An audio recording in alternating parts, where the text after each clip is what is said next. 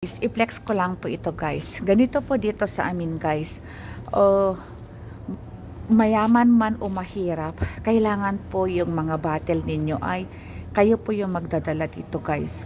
Ganyan po dito sa amin guys, ganyan. Oh, tapos babayaran po nila guys. Kagaya nito guys, itong isang kin na to, ilalagay mo yan dyan. And then, ang bayad po nito ay, where is that?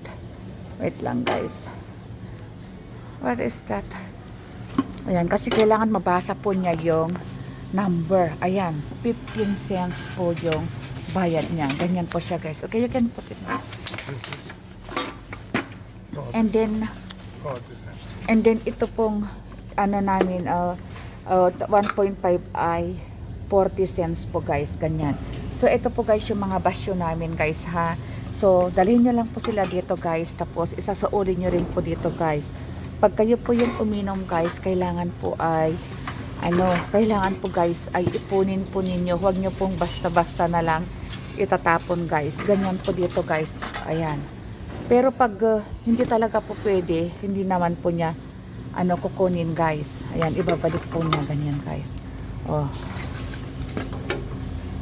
Kami po ay mahilig uminom ng soft drinks, mahilig din po kami uminom ng kung ano-ano. Kaya, ayan, ibalik po natin siya guys. Ganyan guys.